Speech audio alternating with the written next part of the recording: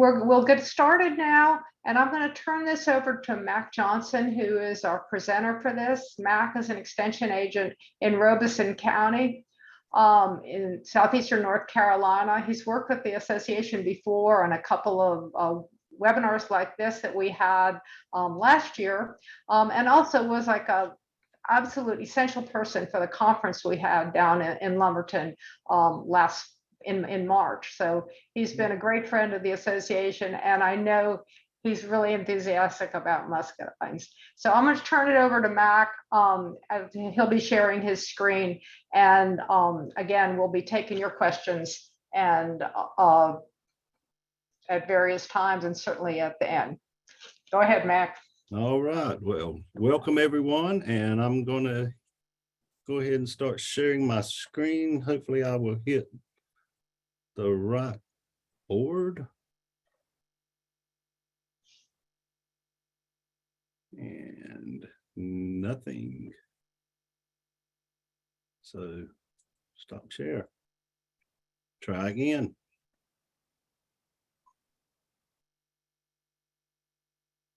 I figured if something could go wrong, it would. So start video. There you go. Yeah. Hold on. I think just need to go to slideshow. There we go. It did not start at the beginning. What happened? Well, here we go. More than one way to skin that cat. So welcome everybody. And yes, I'm Mac Johnson. I'm with Cooperative Extension. I've been here in this position 10 years. And yeah, muscadines. I really love muscadines. I think a lot of them. And the first few slides here, we're going to try to sing some praise about our muscadine industry.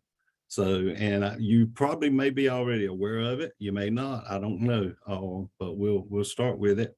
I am located in Robeson County, as Debbie said, and if you know where Interstate I-95 is, I am the most southern county I-95 goes through before it hits South Carolina. So definitely in the southeast corner of the state. I see that we have folks from Piedmont area, even some close to the mountains or look like they were in the mountains. And I've seen some South Carolina names, I think, and also Georgia. I believe I saw Georgia. So, and I know we have another extension specialist. If he stays on here, Mark, I may be calling on you, or you can definitely help me out here. See whatever comes up, because you may have been involved with them longer than I have. And is the volume okay? I haven't asked. I'm assuming it is. So we will go with this. Again, we are trying to promote the muscadines in North Carolina, and this is through the North Carolina Muscadine Grape Association that we've offered this webinar. And I'm glad to be a part of it. So I appreciate Debbie asking me. So let's get started. I don't know how big your screen is, guys, and I hope you can read this, but there has actually been a lot of research going on in the muscadine industry in the last few years, some of it through universities. They're finding out that our muscadines they are one of our new superfruits, and I know you guys have heard that term before.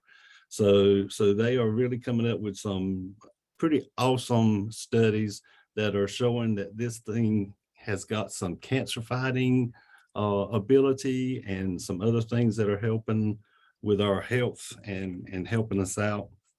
So anyway, so I'm really impressed with what they're finding out, and I think we're going to see a big jump in the next few years on I'm going to call them nutraceuticals for now, but at some point I think they're actually going to become more of a pharmaceutical based and approved product. So with that said, I think muscadines are great, and I know you guys are interested in growing your own.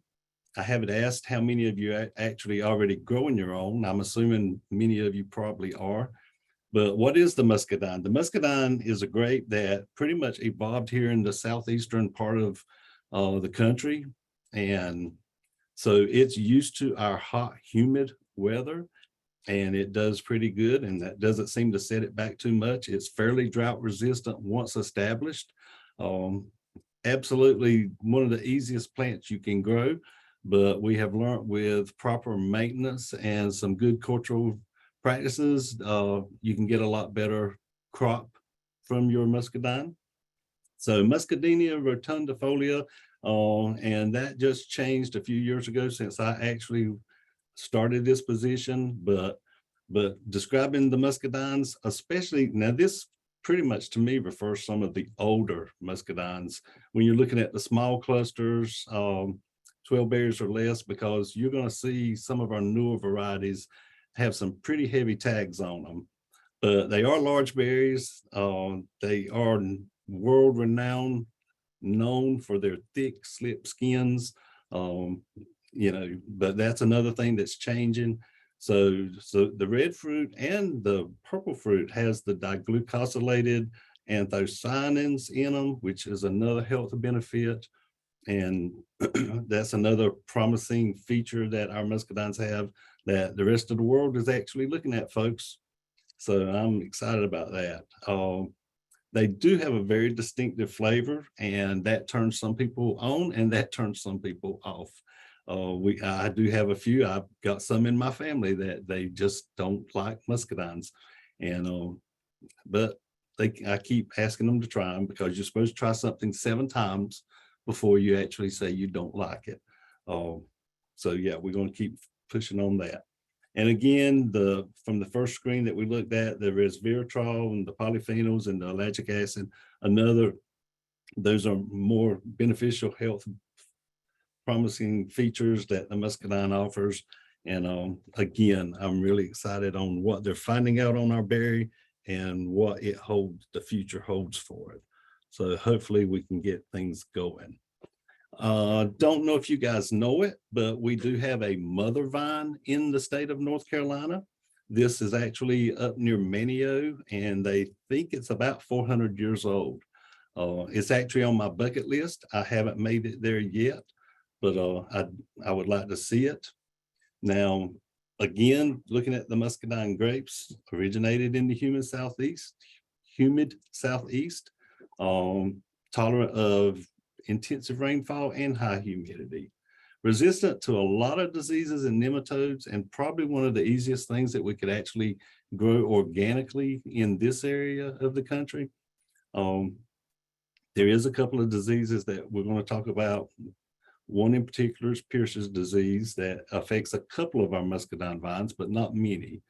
And again, cultivated for over 400 years. And they think this actual vine that we're looking at here is about that old. And they call it a scuppernong, and we're going to talk about that a little more in detail in just a few moments. And by the way, I will put in there, we allotted 2 hours for this, but I'm really thinking it's not going to take that long unless there's a lot of questions to follow up. But we'll see how it goes. So growing grapes in North Carolina, basically we have 2 kinds of grapes, or we're going to put them in 2 categories. And that's the vinifera, the tag grapes that we see in our grocery store. There are some of those varieties that we can grow in this area. A lot of them, though, will not survive and perform well after maybe 6 or 7 years. We have a disease, a bacteria that is ubiquitous in our environment, and the muscadines pretty much evolved along with it, so it doesn't seem to bother them as severely. And there is a couple of varieties that it will affect. But Pierce's disease is the name of the disease. And that's pretty much the reason why we don't grow a lot of those the bunch grapes, the American and the French hybrids, like you see in the grocery store. Again, the Pierce's disease, it's a bacteria. It literally clogs up the vascular tissue in the vines and will starve them to death. But the muscadines, I've seen them. We've got commercial vineyards here in North Carolina, in Robeson County, and I have seen some where it showed some Pierce disease symptoms. It was confirmed, and then the next year it seemed to just come out of it. And and it didn't even show any symptoms of it that next year. So I guess pruning it out, and but again, because it's a muscadine, it's not as affected by this Pierce's disease. So a couple of things about the muscadine can do for us. Normally it's going to produce pretty good in the third year, and actually you may see some grapes in the second year, but I encourage you to not let it fruit that second year, because we want to develop a root system and a trunk and a frame for our muscadine before we actually start letting it go into fruit production. But on average, you're going to wind up getting 25 to 50 pounds, some of them more, some less, depending on the variety. And just looking at if you've got a family of 4, 2 vines would be plenty. If you're planning on planting an acre, and going to run you about 200 plants or so to plant that. The life expectancy of a muscadine, as you can see from one of the previous slides, that one is supposedly 400 years old, but I don't think that is pretty typical. So more like 15 to 30 years are what we're looking at. And our muscadines, again, developed or evolving here in the southeastern part of the country. They do have a cold range, and 10 degrees tends to be kind of a cutoff for them. I do know we had a speaker last year from the mountains, and Chuck, is it Blethen? I think, Debbie, I can't remember. I hope I pronounced that right. But he's found a cold hardy muscadine in the mountains, and it's actually, you can Google his website, and it's called Katuah, Katuah. And it seems to be more cold hardy. And so that's something. Now we're able to expand our area for the muscadines. So that's pretty exciting as well. Here's just a quick overview of what we're going to look at. Site selection, trellising, planting, actually, some cultivars, mainly fresh pick, just a couple of the wine I'm going to show you. Disease and pest, guys, I have a lot of slides on my original PowerPoint that's going to be in the PDF. I'm going to send that out tomorrow. It's pretty big, and I tried a while ago and it didn't go through. So, but anyway, look for that tomorrow. And so disease and pest, it'll have a lot of images you can look at, but tonight we're just not going to cover it. We're just going to look at some cultural practices. Propagation, we'll look at that a little bit, and I'm going to try the impossible. We're going to talk about pruning here virtually, so we'll see how that goes as well. So site selection, here's a overall map of the state of North Carolina. I know we've got some other states represented here tonight, but you're looking at the table, our mountain region, it's basically not recommended for the muscadines. And then toward the middle of the state, the Piedmont, the green area, actually combination, you probably could get by with both, maybe. But muscadines definitely in the yellow section, which looks pretty much the eastern and the southeastern part of North Carolina. And obviously South Carolina and Georgia, I know you guys would be well adapted to grow muscadines down there as well. So again, looking at that 10-degree mark, and we're going to see right here, I mentioned Pierce's disease. I wanted to leave this in for you because a lot of folks, I know I've had homeowners that have called me, and I've got a gentleman here in Robinson. He does grow some French hybrid table grapes, and they suffer. They don't perform very well for them, and this is one of the reasons is Pierce's disease. But it hasn't actually killed them yet, but again, they do suffer. But you're looking at that 10-degree mark. So basically anything south and east of that red line basically is what we're looking at is a more suitable area for our muscadines. If you guys have a question, just put it in the chat box as we go along, and Debbie is monitoring it, so I appreciate that. Site selection. So there's a couple of things on site selection, but one of the most critical is the actual internal drainage. A lot of times you look at the surface, and after a heavy rainfall, you've got water, and it may disappear, just in a short while. And that's fine, but if it stands overnight or within a day or two, you've probably got some issues. And you can actually put, if you want to invest some time before you plant your muscadines, you could do a small monitoring well, which is just a piece of PVC pipe with some slots in it. And you can measure the water table through the winter and see how high it gets. I've actually done that during my times here, and I used to work with environmental health prior to this position. So, but you could actually monitor it and see what happens. I do know I've been on home visits where that was actually the problem. He had an elevated water table, and that was, his plants were suffering because of that.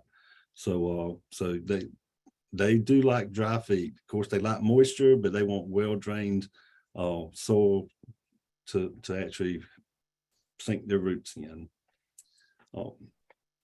So let's try to be careful of that with site selection. So if you know your property as much better than most folks, so look for that. And here's just a little cross section giving you an idea of some microclimates that you could be aware of. Don't know, I hope it shows up well for you. I know the black typing on the purple background is not the best viewing thing, but you can see in the bottom the cold air, and they've actually planted the vineyard on the side of the slope, and that has created a thermal belt. So, but cold air sinks just like the water, it goes to the bottom.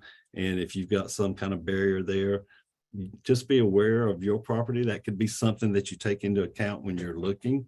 And again, if you've got a big slope, or I don't know what your property looks like. I know in the Piedmont, you start seeing those rolling hills. And those northern slopes are going to be cooler than the southern slopes. So you could be mindful of that.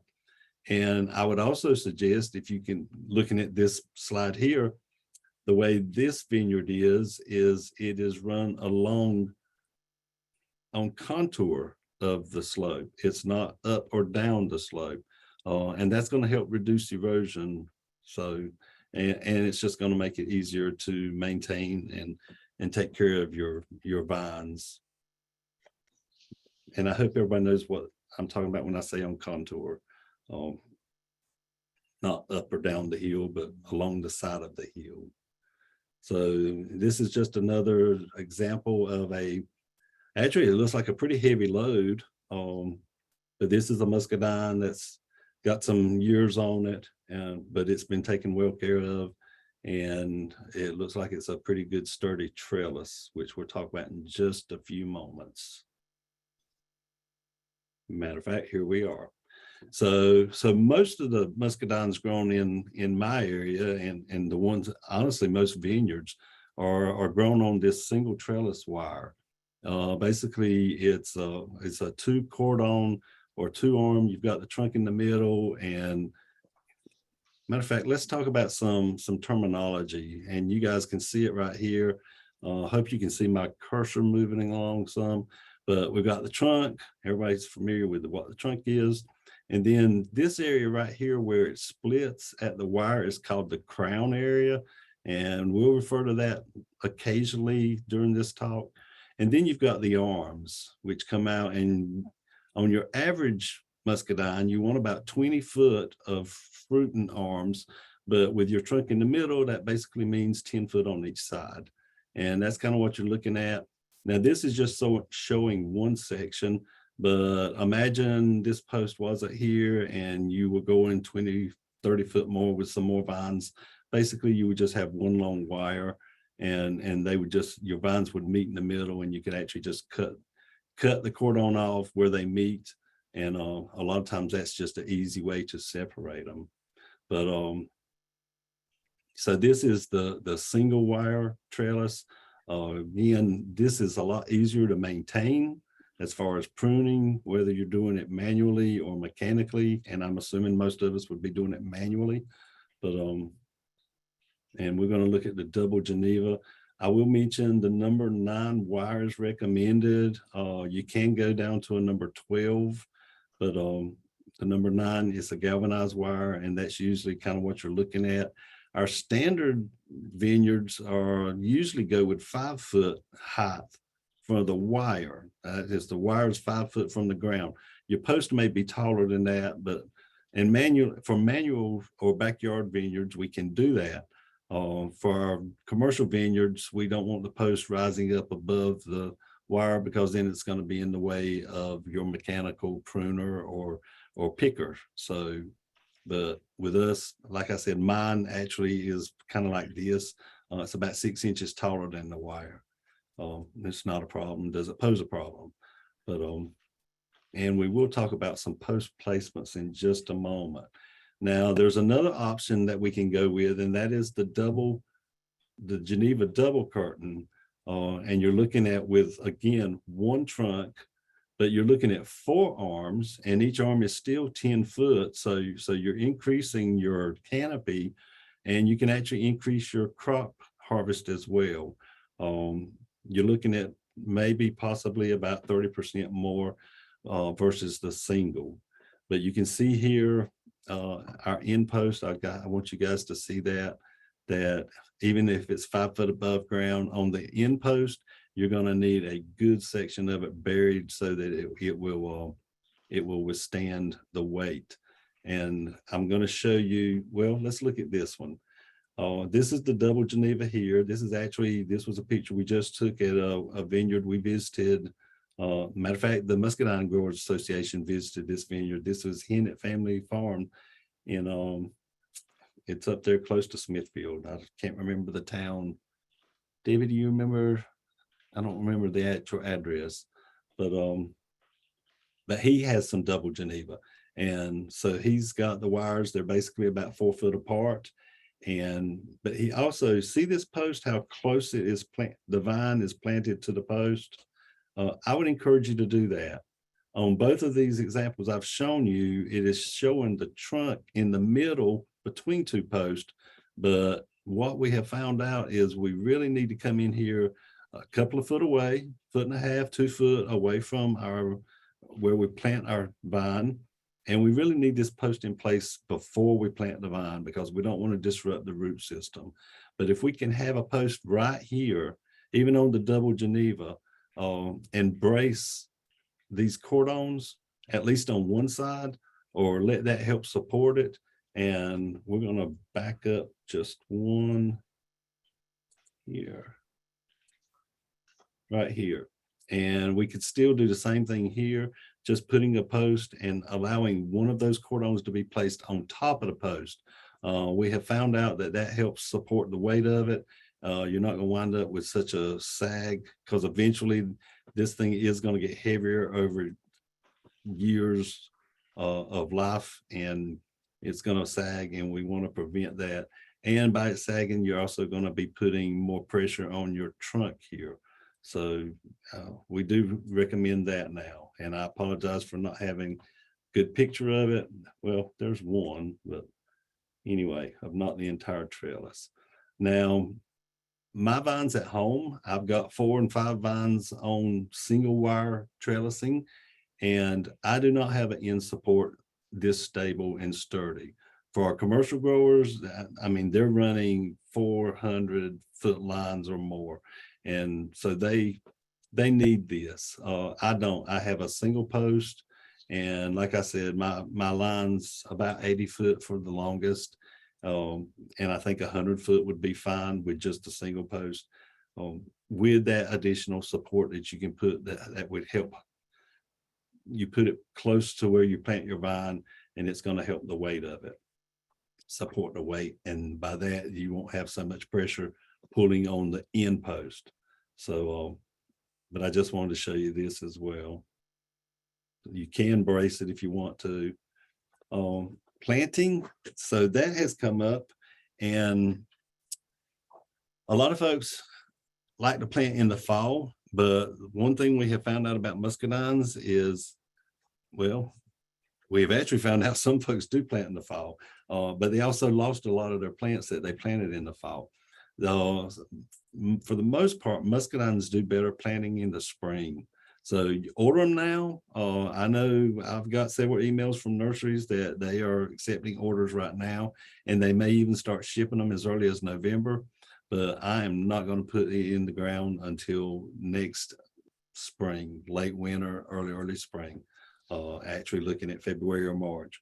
So what you're going to get, most of your nurseries You might get a potted plant, but for the most part, you're probably going to get bare root. So, and you can save that bare root plant. You can just heel it in, cover it with some soil to keep the roots from drying out. You can actually stick them in the refrigerator. You do not freeze them. Don't put them in the freezer, but you can hold that plant until a better, more opportune time to plant it. Again, you want to look at after the heaviest frost and cold has been predicted. And I know a lot of times we have as much cold weather in March as we do in January and February, but still that soil is warming up more so toward later in the late winter, early spring, so we can get by with it. And mulching always helps. Mulching helps hold heat. Mulching helps moderate the soil temperature.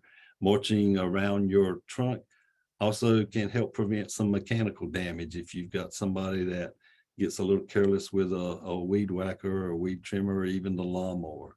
So don't hesitate to mulch around the base of your actual trunk where you plant it. Planting it, if you order a bare root and you order a 2-year-old or a 3-year-old, you're going to wind up getting a nice long whip, about 3 foot long or 4 foot long. We don't encourage you to plant all that. Again, we want that root to develop and get a good strong root system started before we start putting out a lot of canopy and growth up at the top. So we recommend to prune it back. You can see there, prune back the 2 buds. We do want you to plant it at the same depth. Grapevines and tomatoes are the only 2 plants that I say this on, but you can actually plant it a little deeper than what the original soil line came, that you can see on it where it came from, the nursery or whatever, or where it's been growing in a pot. But still, if you've got some lateral roots, I want those lateral roots within a 1/2 inch of your existing soil line, wherever you plant it. I don't like seeing it planted too deep. So be mindful of that. But again, prune it back as soon as you plant it, because we want that root system to develop. Now, as far as spacing, again, if you've got a 10-foot arm on each side of the trunk, then we're looking at 20 foot between different vines.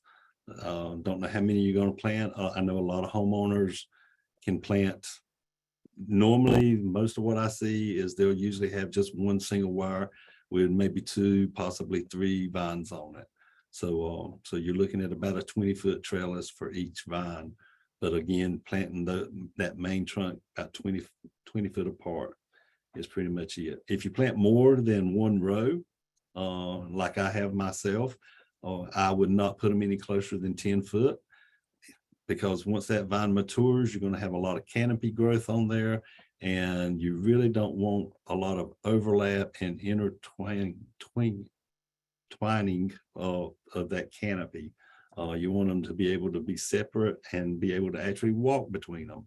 So you want, I'm looking at 10 foot minimum between the rows. So of course 8 foot could go as well.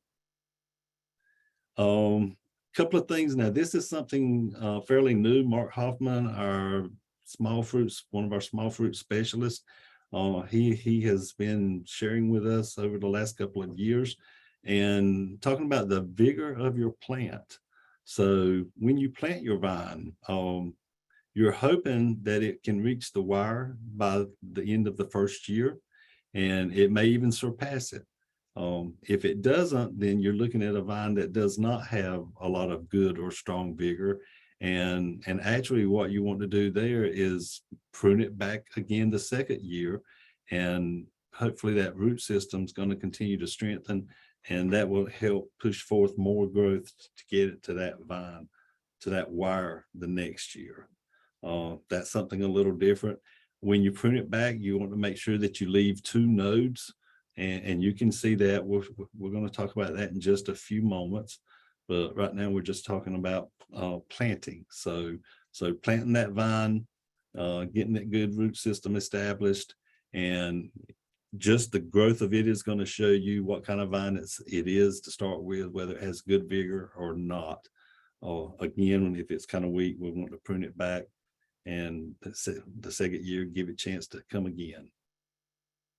And here's kind of what we're looking at. You can see the good vigor. Now, this is actually, we're looking at probably the end of the second year going into the third year on the vine on the left, and then the one on the right, again, that's showing some weak vigor that had been cut back. One thing I do want to tell you guys that, and this has kind of changed in the last few years, or for me it has. I had been trained one way when I first came on board. Like I said, I've been here 10 years, but now we're doing it a little differently. What they're recommending, or I guess what the latest research is showing, is basically you've got your trunk, and then it's going to come up here and it's going to hit the wire. And you want that vine to develop naturally, and you don't want to push it. So it's going to start showing these laterals here. You want just to let them grow. And this is probably going to be going into, it could possibly be year one on a very strong, vigorous plant, but you're looking at probably year two. And then as this develops, hopefully you're going to have some active bud growth here on lower down, and you're going to wind up, again, we talked about the crown area, correct? So we're going to have another cane coming out, and we're going to train it down the wire in the other direction. And again, we're going to do this in segments. Used to, year two, we wanted this, the cordon all the way down 10 foot.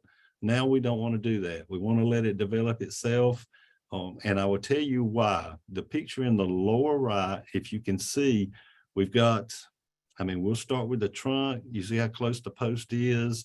I don't have it on the picture, but I'm sure that this cordon is over the top of the post, so that's going to help support the weight. But when you're looking here, you see there's no fruiting positions. There's no fruiting spurs here. So a lot of our grape varieties exhibit something called apical dominance. And basically what happens is when you let that terminal bud grow on the end of this vine, it's just wanting to push forth, just push forward. It doesn't care about a lot of these lateral growths here. So by pinching these the way we used to be taught to do, you're pushing it forward, and you're winding up with empty bare spots that does not have any of the fruiting spurs located there.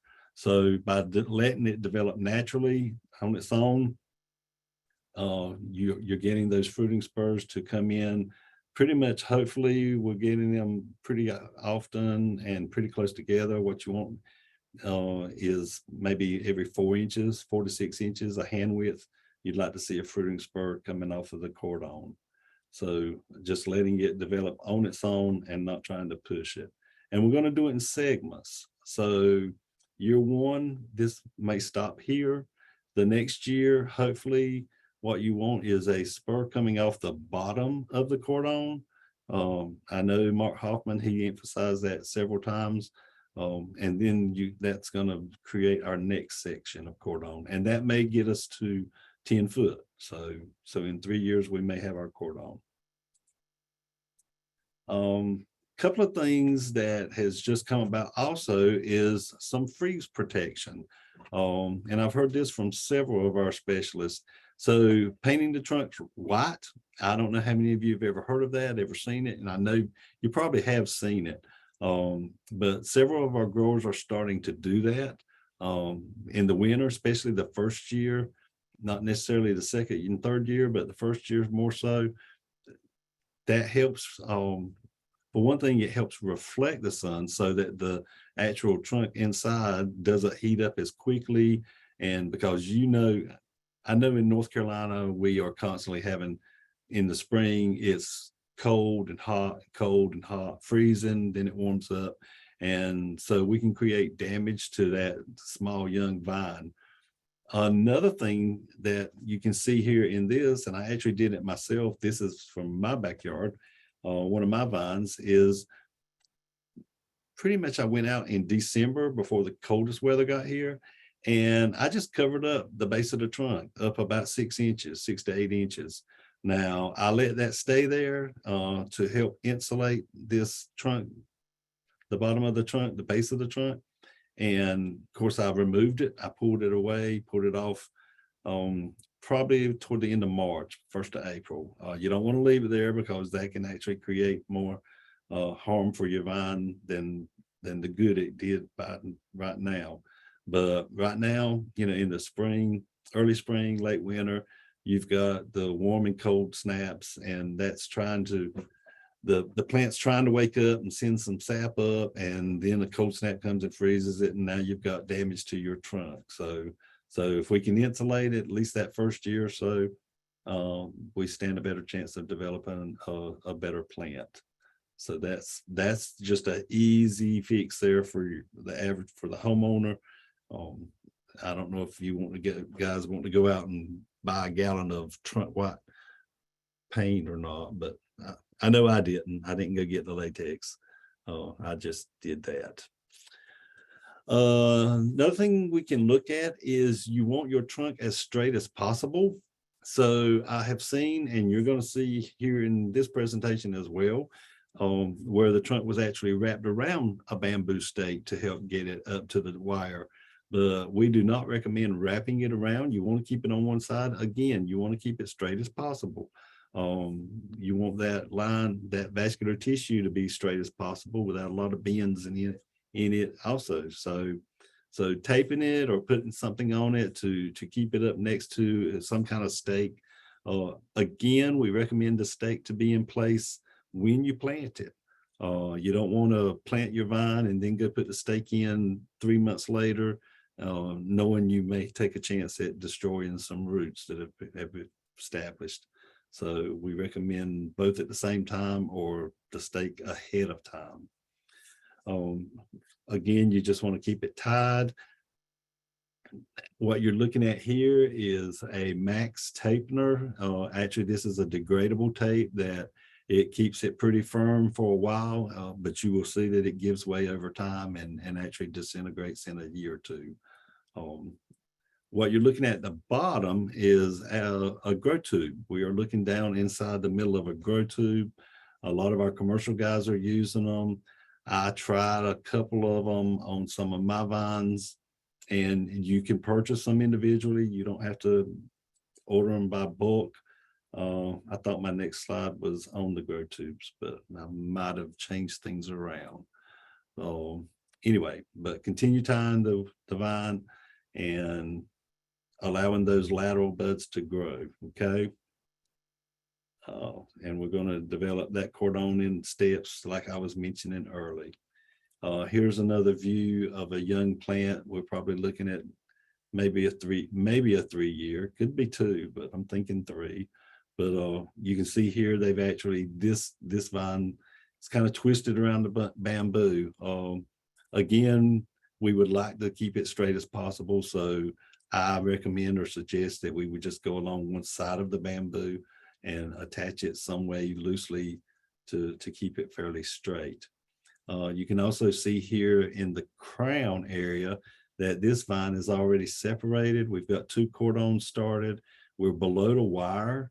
That's another thing I hope you guys notice, that even when we develop it 1 cordon at a time, we're going to bend this one and we're going to kind of keep it tied to this wire, and then hopefully somewhere down 6 to 8 inches below that trellis wire, we'll get another bud growing and get a cane, and that will become our cordon that we can actually train down the other wire. Okay, so I got these guys, and right now we see some growth there, but that's something that we want to stay away from. We really don't want any fruiting spurs right here in our crown area. We want to wait till it gets to the wire before you start having your first fruiting spurs to actually start developing.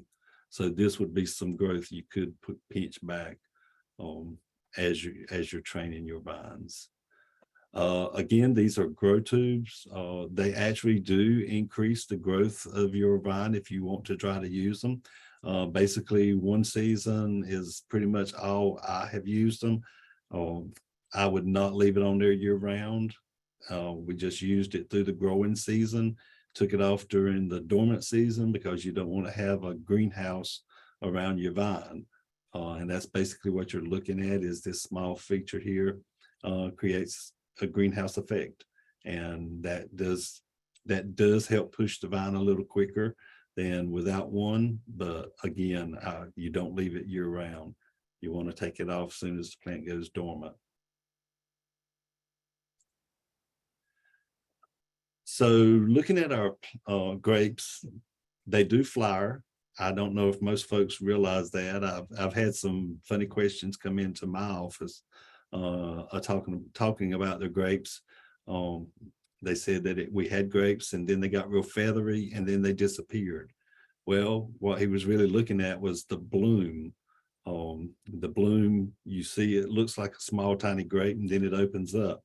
And what we're looking at here are 3 examples. The very far right is a male. You're not going to see many of those anymore. Male's not productive. You don't get any fruit off of it. I have seen them in the wild. The one in the middle is a female, where you have your ovary and your style and your stigma. And this is actually where the grape starts and grows once it's pollinated. Pollen's got to land right here for that to happen, though, for you to be able to have a grape. These are rudimentary anthers. So this is the male feature, but they're just not, they don't work. They don't function. Now the perfect flower over here to the far left, that's pretty much a lot of the newer varieties. That's what they're breeding for, because you'll see in a couple of slides that this anther here is poised right on top of the female part before the little cap comes off. And they're thinking that we get pollination whether it rains or not, because most of our muscadines flower here. Now, I'm here in zone 8A, and we normally, the first week of June is when we see most of our muscadines flower. If you've got a lot of rain that's happening that week, that's definitely going to damper and lessen our harvest, or the percentage that actually pollinates to form the grape. So you want to be careful about that. And the perfect flower, again, it pollinates itself. Another name for it is self-fertile. So with a female, you've got to plant a perfect or self-fertile variety along with it, so some of that pollen can blow over and help get that female pollinated. So we're going to look at some more of that. I've got some, here we go. So this is a self-fertile here, and you see the cap here that is on top of it. It's actually coming off before the flower opens. You're looking here basically at the top of the female, the ovary, and there's pollen already there. So now here, this is the female, this is the ovary, these are the male, the stamen, and the anthers here with the pollen. Again, this is a perfect flower or a self-fertile flower. It fertilizes, it will pollinate itself. You don't need any other variety with it. That's going to be important when we start looking at variety selection, because if you actually want to plant a female, you're going to have to find something else to provide that pollen. So we'll look at that more so during our variety selection. Again, these are just some more pictures. This is what I was referring to when the gentleman called and he said they got real feathery and then they fell off, and he didn't have any grapes. He did have grapes. They were just really tiny, and he wasn't patient enough to watch them. But this is a self-fertile. You guys can look at your grapes once they start blooming, and you'll be able to tell yourself whether it's a self-fertile or a female. You can actually see here, it's pretty obvious. We do have some of those rudimentary anthers, the stamen, that the male part, but again, they're not functional. So we see the female, the ovary, and it's just waiting for some pollen to be deposited on it. And for the most part, the jury is still out on how much the insects are actually involved in pollination, but we actually are attributing most of the pollination to wind. So if you do have a female plant, and you want to have a self-fertile, it is recommended to have it within about 50 foot or less of your female, so that the pollen can reach it and pollinate it. What we were looking at here, here we go. So this is right here is a dry calyptra, which is just it's a condition where this cap is not coming off. So that prevents pollination and the fruit set on some flowers. Now, I honestly can't tell you what causes that. Mark may know. I don't know if he does. Please chime in. But this is a slide. Bill Klein, he's another one of our small fruit specialists, and this is actually one of his slides. So we're going to get into uses right quick, and I included wine. Again, I don't think I shared this at the beginning. This is actually a PowerPoint that I use with a class that I usually offer about every year, late January, early February. But so it has multiple things, and everything's not going to apply to exactly to us for growing your own, because we're going to focus on fresh market and pick your own. But I did include the wine here. I left them so that you would be aware. I don't know how, I don't know everybody's knowledge at this point. I don't know your level. I hope I'm not sharing too much that sounds a little mundane to you. I hope it's helpful to you. But I'm trying to include just some basic stuff. So yes, the muscadine uses, we have wine, we have juice, we have fresh market. And right here actually helps determine what varieties are used for what. And I want you guys to be aware of this also. So when you're looking at this grape, this is a muscadine, this is just one grape. And this little green spot right here, this is where the stem, the pedicel was attached. This is actually called a dry stem scar. You see it came off really nice. You could put this in a clamshell or your refrigerator, and you could keep it a couple of weeks and it would be fine. Now over here, this variety actually this is a wet stem scar. It tore when they pulled it. And I can tell you a lot of times I have Nesbitt and I have Summit and Supreme. We'll talk about varieties in just a moment. But when you actually go pull the grape off, and it'll be just one in a bunch, if you pull it straight off, you're apt to tear it. But if you can just give it just the slightest twist as you pull, you stand a lot better chance of pulling it off dry. And that way you can actually put, like I said, save it, put it in your refrigerator, keep it. Does it always happen? But I have noticed that twisting it just the slightest amount does help. It reduces those tears. Now, there's a difference between the tear and the split. This guy here, I think too much water has came in on it, and you're actually just seeing a split from it. If you have a lot of rain near ripening or harvest season, two things will happen.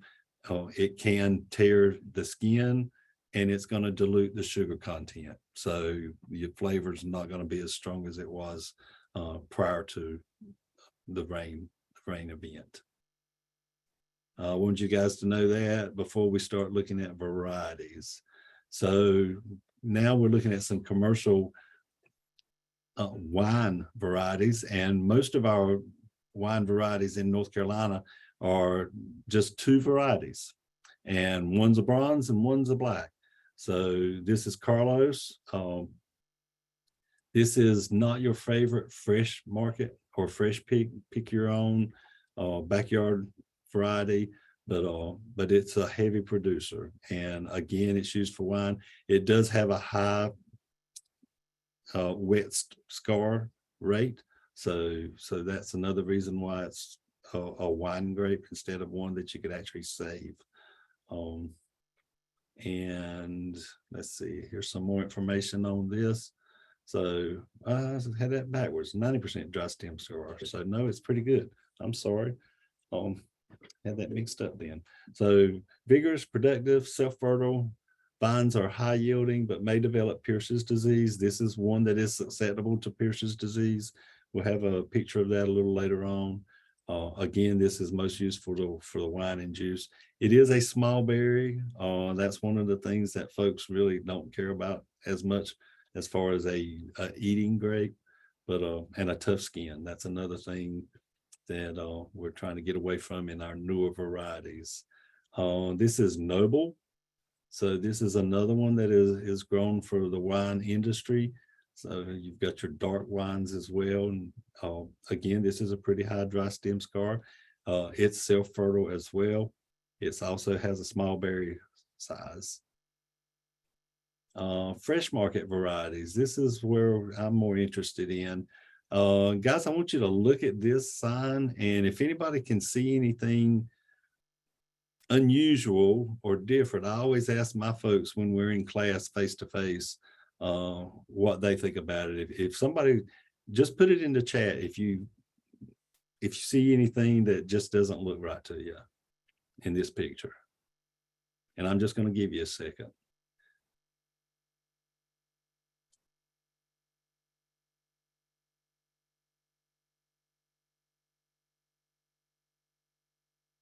Is anybody? Oh, okay. I actually opened up the chat, and somebody's saying 3 males to 1 female. Actually, that's probably reversed. 1 male or 1 self-fertile to 3 females would probably do very well with the pollination. Different price.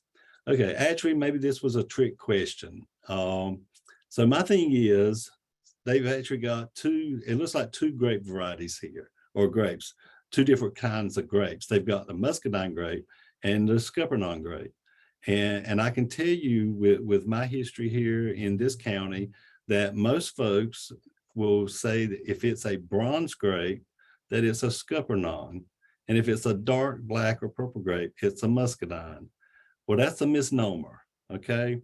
So all of these are Muscadine grapes. Scuppernong is actually a variety of bronze grapes.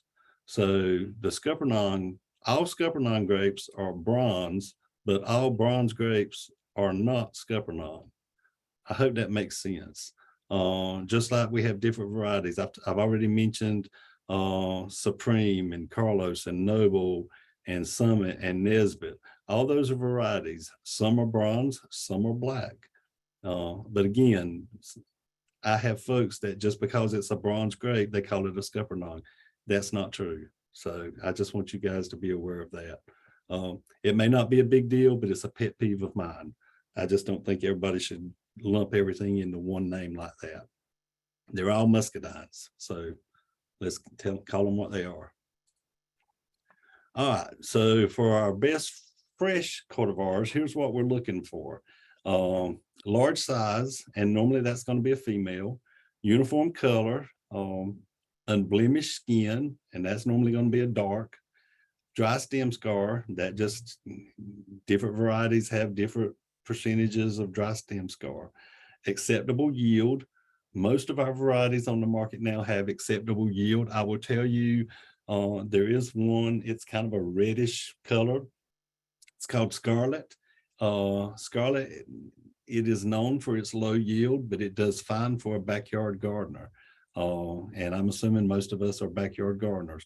Commercial growers are not going to plant Scarlet.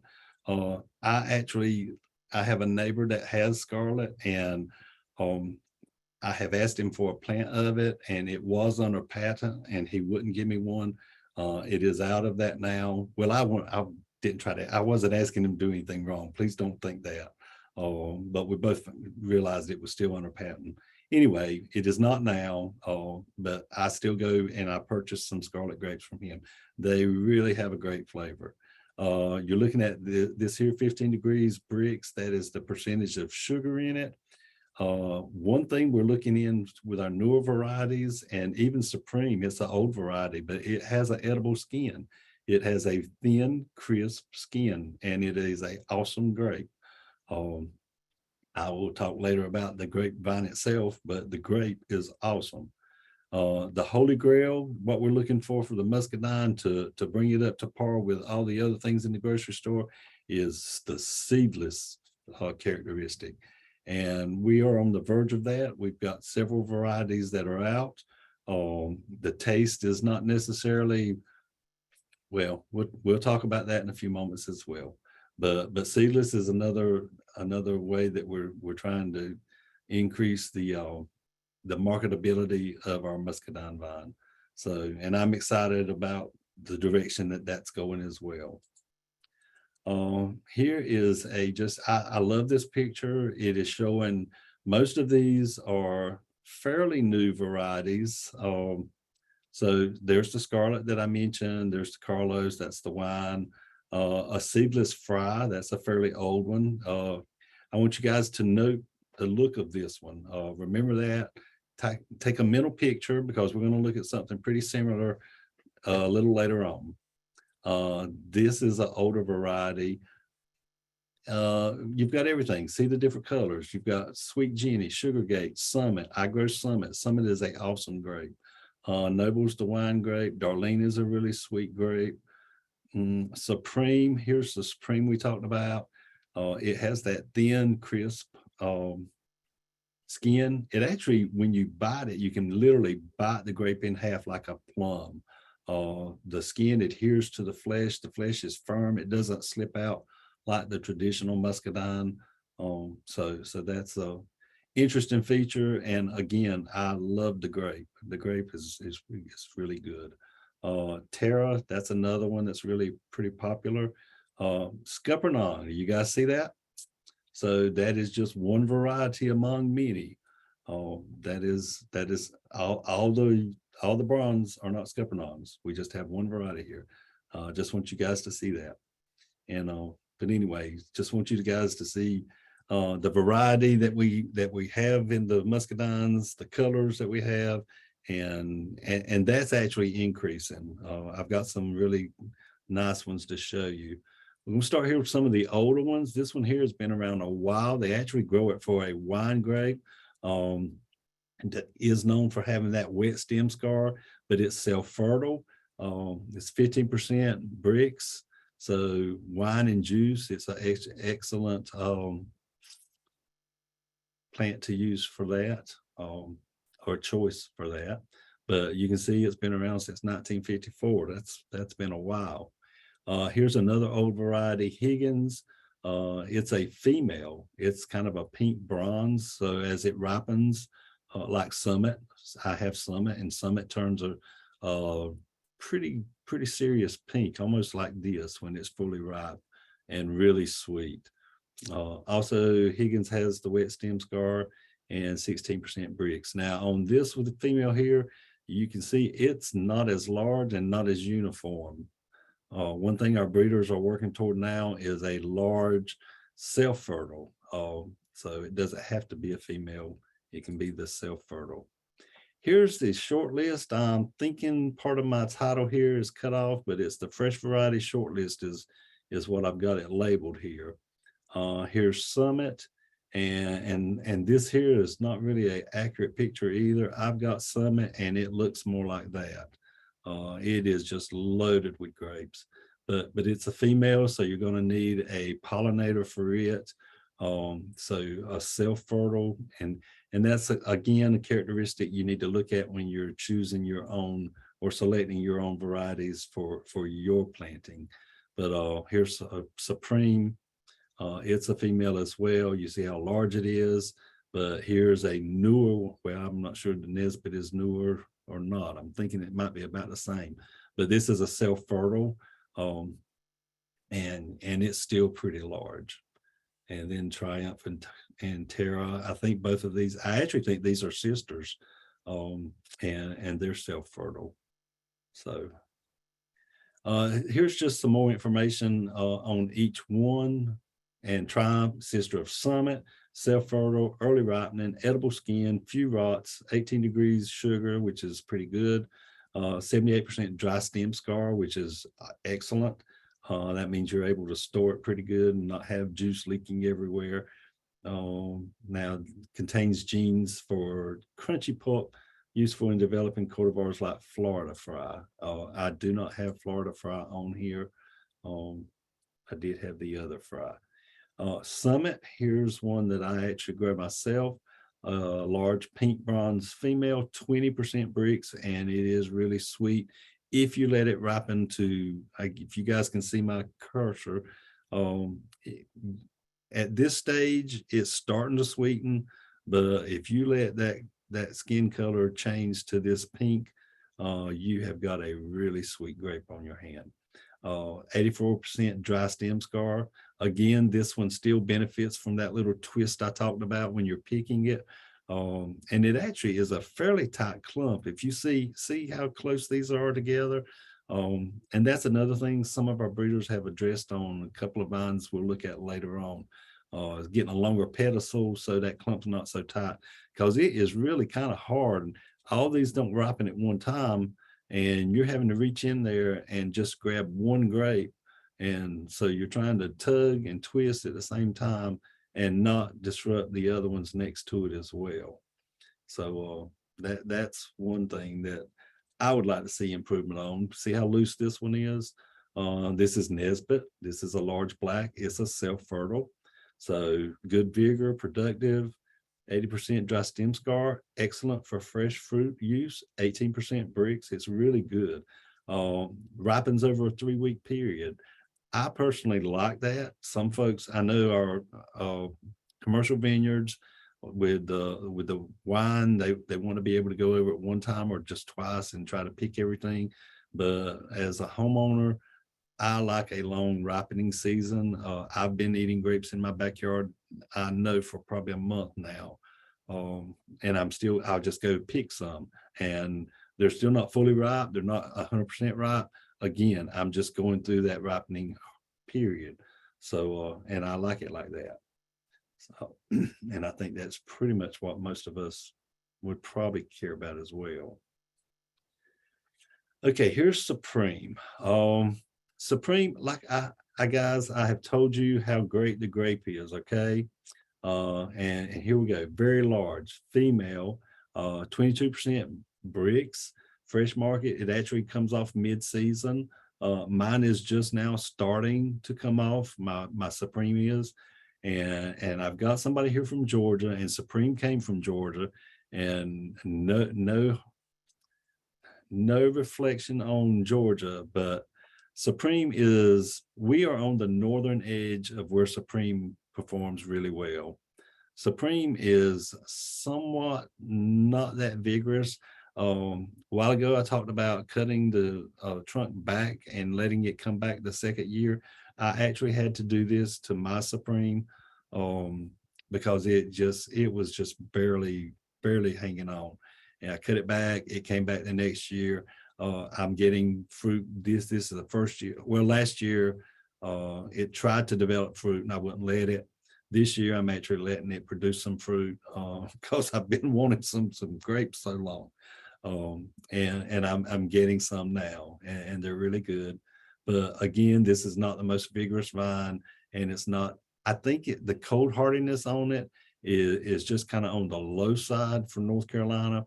Georgia, I'm sure it does fine. South Carolina, it would probably do great as well.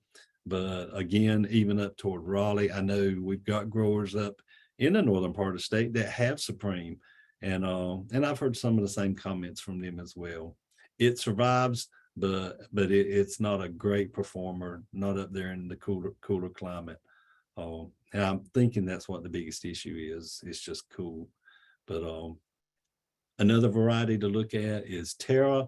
That's a large bronze self-fertile. It's similar to Fry, which is an older variety, 17% bricks, which is really good. Excellent pollinizer. And Terra, you're going to see, I think I've got some lineage or heritage marked in some of in the newer cultivars. And I think Terra might be one of our breeders here. Doreen, that's an older variety as well. This picture doesn't show it as well, but you can see the description says it's football shaped. It's a little oblong. Again, it's another sweet bronze grape though, and it does pretty good. It's valuable for wine and juice, but also flavorful for fresh pick. But you can see it's got that pretty low percentage of dry stem scar. So it's not a grape that we can actually try to keep and hold on to very long. The bricks on it's also a little low, which is that's 14 to 15%. That's kind of what you look for a wine grape or even a juice grape. So easy mechanical harvest. So this probably ripens pretty quickly all together at one time. Fry, this is one of the varieties I told you about. It's an older variety as well. Large berries, excellent flavor. Female, so it's going to require pollinator. Again, this one can be cold sensitive, wet stem scar. This one, so that doesn't look too good, does it? Requires vigorous spraying with fungicides to control ripe rot. And folks, I told you, so we got a PDF. You're going to have a PDF coming your way with a lot more slides on it than we're actually covering tonight. I actually left out most of our insects and most of the disease slides. You're going to have some really good slides with some good images in the PDF. And you can also always reach out to your local extension agent. I had to put a plug in for that. Shameless me. But anyway, so if you're having issues with that, so but yeah, we'll discuss that later. And you guys may actually in our surveys tell us you would like to hear more about disease and insects, and we can definitely work on something like that as well.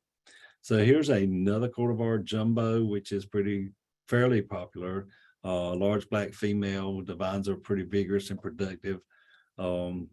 Fruits, if you don't let them ripen, can kind of be a little sour in your mouth.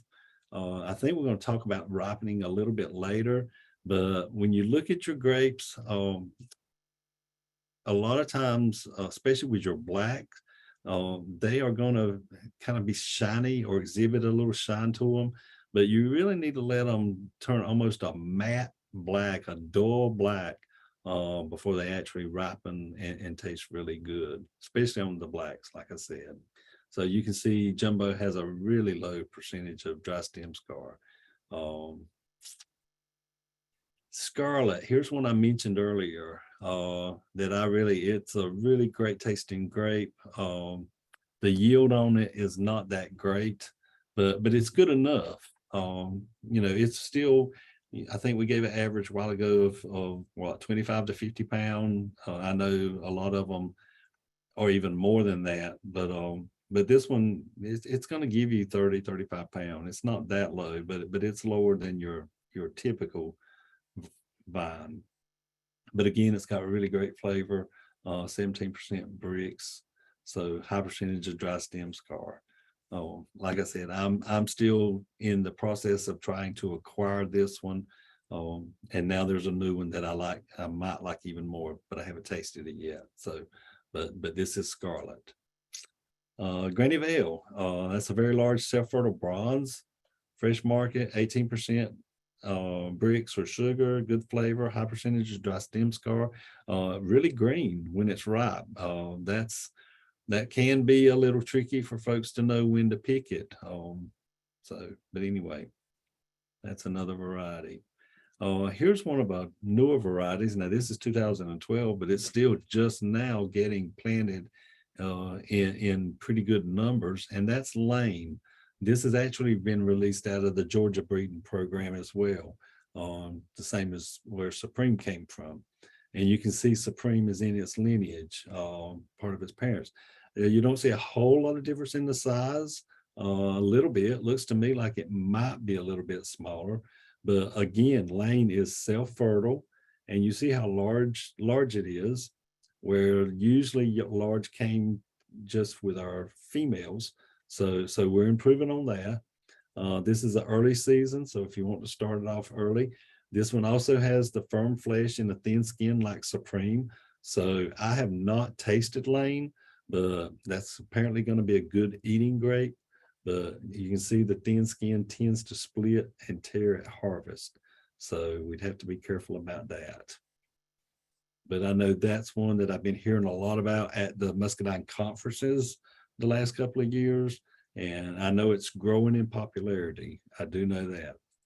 So, and here's another one doing the same thing. It's also growing in popularity. This is a self-fertile release. Not, yeah, Georgia. Yeah, this is also from the Georgia breeding program. Again, it's got Supreme in its background, but here they have Lane, Palk, and Supreme all shown together in one shot here. Looks like you're looking at about the same size on all three of them, so that's pretty good. It has a very high percentage dry stem scar. That's pretty good. Mid to late season, so it's coming in a little later than Lane.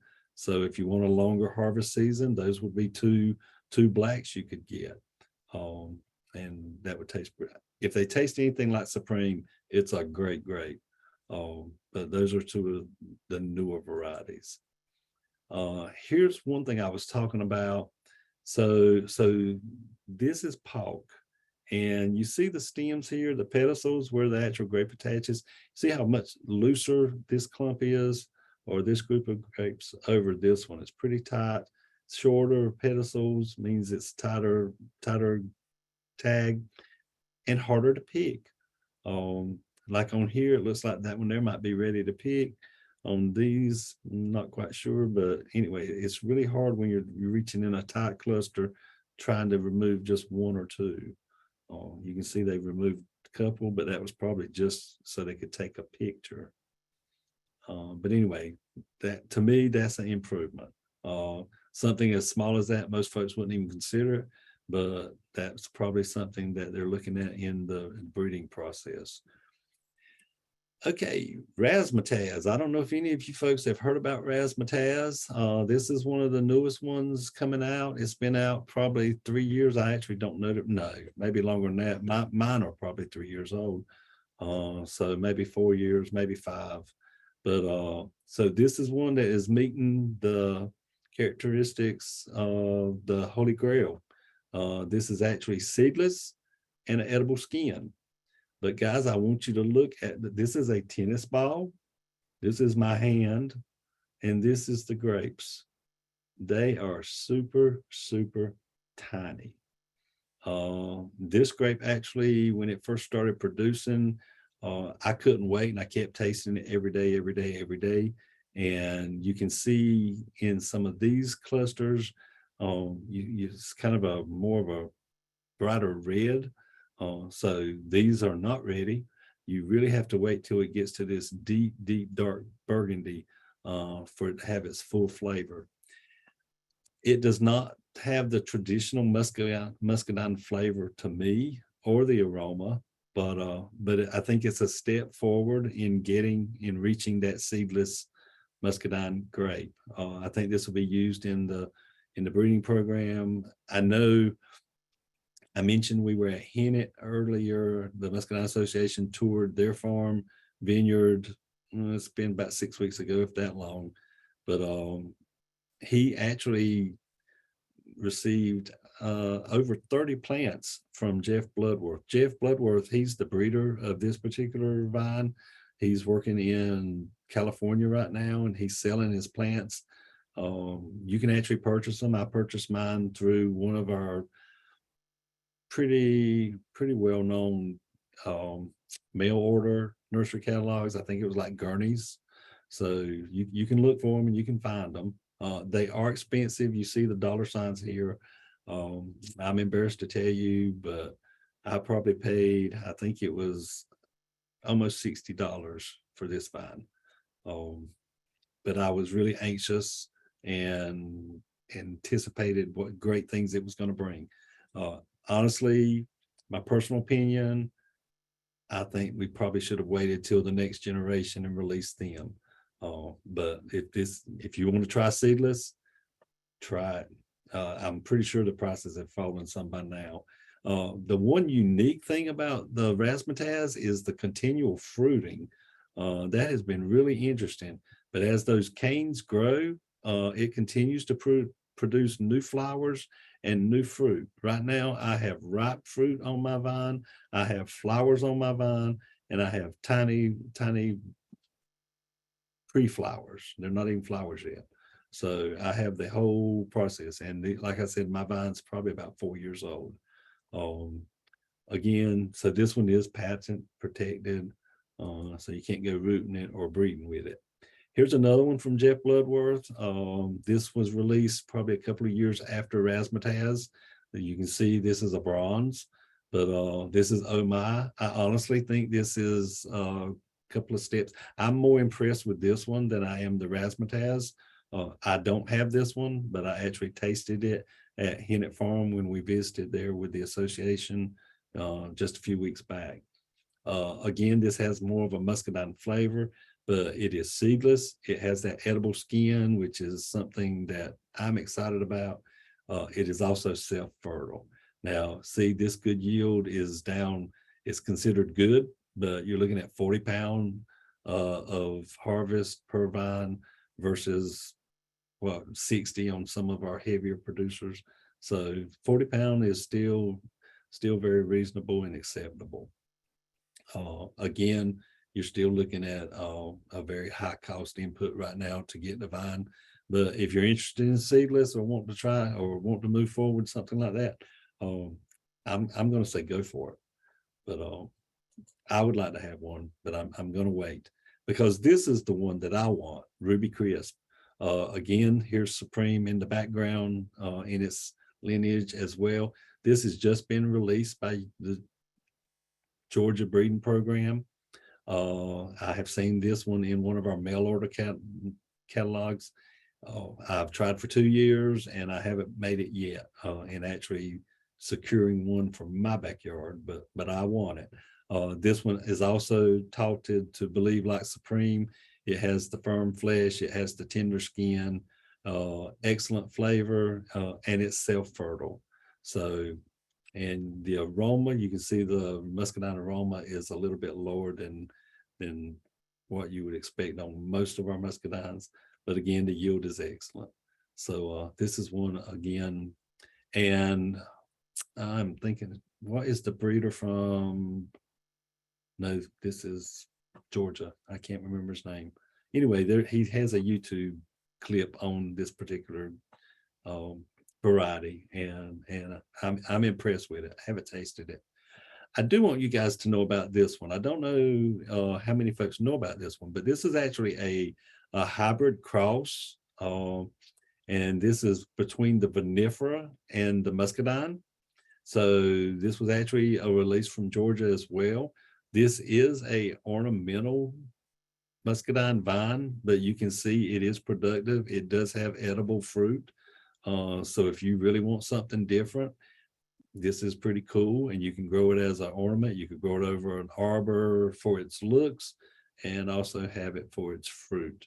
I do know you guys, we have a research station in Castle Hayne, North Carolina, down in Brunswick. I think it's still in Brunswick County, but it's right above Wilmington.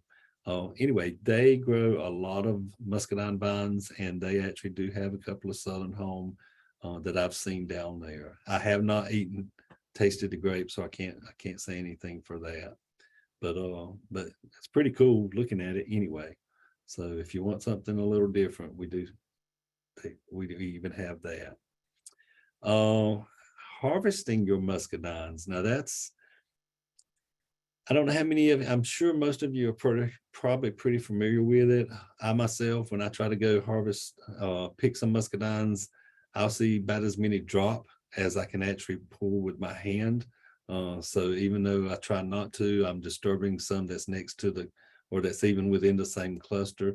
This is actually Bill Klein here. He's again one of our small fruit specialists. He's at the Castle Hayne Research Station.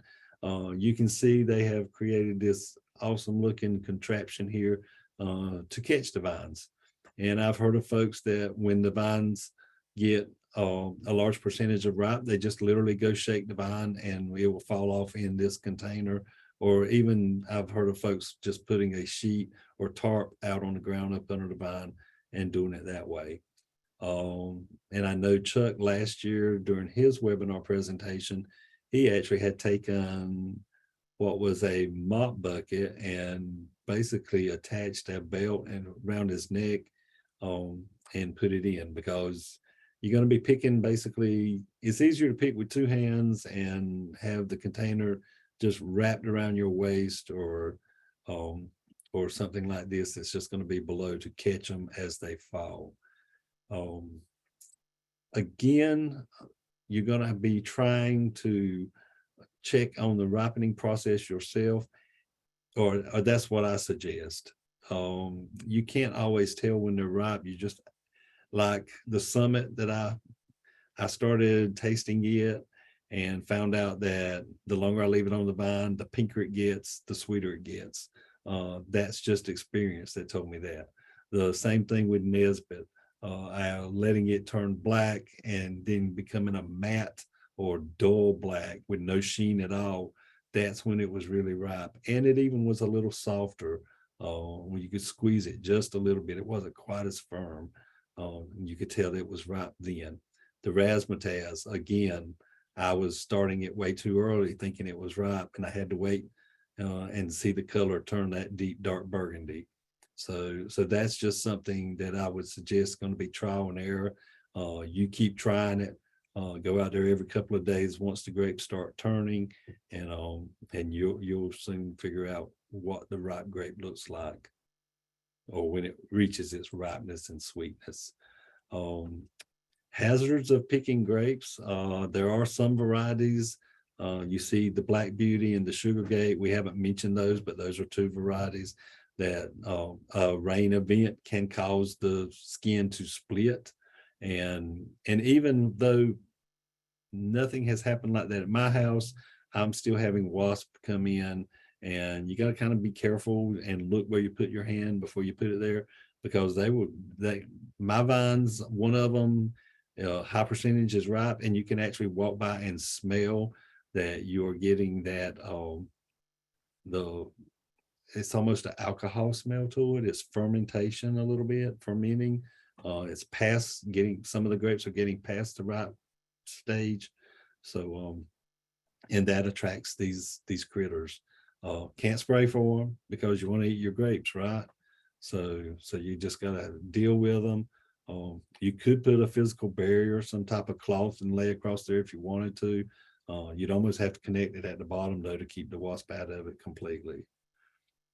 I did want to throw in here some fertilization. Again, this is kind of a general rule of thumb. What we at Extension always recommend is soil test. So, and I'm sure most of you are familiar with that. You can reach out to your local Extension service and you can get the kit and the form and the boxes. I know in North Carolina you can. I can't speak for South Carolina and Georgia, but anyway, it is free right now. The tests are free up until there will be a peak season fee applied, and that's basically from Thanksgiving through March. So the rest of the year it's free. During the peak season, it's $4 a sample, which is still a very nominal price to pay for what you're getting. So anyway, you'll be getting a PDF of this. But year one, you first planted it, you're looking at just putting a quarter pound. If you're going to go general rule of thumb, 10, 10, 10, place in an 18-inch circle. When I say 18-inch circle, basically 9 inches on each side of the trunk makes that 18-inch circle. You're going to put this, basically you're going to start 2 weeks after the growth begins, and then repeat every 6 weeks up through the 1st of July, but pretty much getting about 3 applications in. Year 2, you're going to double that amount. You're looking at about the same schedule as far as applying it. You are going to be putting it in a larger circle, 3 foot instead of the 18 inches. So you're doubling that as well. Year 3, you are basically looking at what could be considered a mature vine or right at maturity. So different schedule as well. 1 to 2 pound, 10, 10, 10, placed in a 60 square foot area around each vine. Now 60 square foot, I mean, you can figure that out, but about a 5 foot square around the base of the trunk is what you're looking at. 5 foot in diameter on each side. Repeat this again in June. Again, don't forget the soil test, and you can actually tissue sample if you want to. North Carolina, that's a thing, something we offer. Oh, we don't, NCDA does, but we can tissue test, and it's like $5 for the test. So very reasonable, and it can tell you if there's an issue basically with the roots of your plant, because if you've got a soil test showing you nutrients there, but you got a tissue test showing you it's not absorbing or it's not there, then we know something's going on. And that kind of helps narrow our focus in what to look for. pH, when you take that soil sample, and I do encourage everybody to take a soil sample, and it would be really good if you could do this prior to planting, even up to 6 months prior to planting. You could do it now and plant next spring would be awesome. But I encourage you to use dolomitic lime that actually has some magnesium in it. You can see a ton of it could offer 138 pounds. So that's a very small percentage. It's a micronutrient, but and you're not going to use a ton, I know that, but even a few pounds of it is going to have some magnesium in it. So if you can find dolomitic, that's great. If not, there's the magnesium in Epsom salt you can still apply. And boron is also a micronutrient, but boron helps with pollination. And folks, I've actually done this myself. Dollar General, I went and bought a box of borax detergent and a couple of tablespoons around my mature vines prior to bloom. Remember, bloom's the first week in June. So we're going to go in May, mid-May, and we're going to apply this. But please don't overdo it. Boron can cause toxicity in so many plants. So, and that includes grapevines. So please, again, 2 tablespoons is your max. And you see how large an area when you're putting a tablespoon in 20 by 20. So, and that's around the vine as well. I did want to show you the grapevine shoot growth. If you did want to take a soil sample, a tissue sample, we're basically asking for the leaf and the petiole that's going to be across from the cluster. That's where we want to take it if you decide to try to do that. I did leave Japanese beetles in here because everybody hates Japanese beetles or loves to hate Japanese beetles. Honestly, I've had Japanese beetles to devour my vines, and unless they are defoliating 30% or more, it's really not that big of an issue, especially when they come on. They're so late in the season, and they're not really diminishing or hurting your harvest amount or poundage. So I don't do anything about them.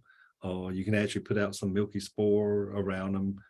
That's ground application, and that's for the grubs. There's a few things there that you can use to spray them with, but Japanese beetles are very mobile. I actually heard one guy, he turned his chickens out, and a Japanese beetle, if you hit it, its defense mode is just to fall to the ground. So he would shake the vine and they'd all fall to the ground, and the chickens would eat all the Japanese beetles, which I thought was ingenious. But anyway, so, but don't worry about them. I do want you to know about this guy. I want you to be on the lookout. I don't know where everybody is, but the spotted lanternfly is in North Carolina. We've had our first confirmed instance and population in Forsyth County back in June. They found it. It is isolated, quarantined. So we're hoping that we can get a handle on it. This guy came in Pennsylvania from Asia back in 2014, and they have invaded, I think, over 9 states since then. It's not a matter of if, but a matter of when. The bad thing about the spotted lanternfly is the profuse honeydew they secrete. It's going to be a nuisance, but even worse than that, they love grapevines. And there is, I don't know if it's a study or a prediction, but they are saying that the spotted lanternfly, once it enters a vineyard, can reduce the harvest by 90%, pretty much defoliating what you have. So that, just be on the lookout. That's why I left the pictures here so you would see it. That's the egg casing there. It's just very small, hard to see, but it's just a little mud spot on Could be on anything, a camper, the well of your tire in the car, um, and they're spreading. So be on the lookout for that.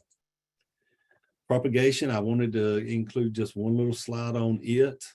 And the neatest thing, you can do some softwood cuttings where you actually go cut it and stick this in some media, and it will grow, and you keep it moist, and it will root over time, especially if you apply some warmth to it.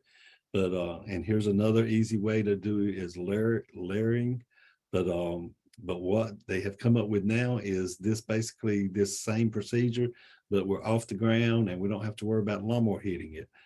This is actually one I did in my backyard, and this is just a 2-liter pop bottle.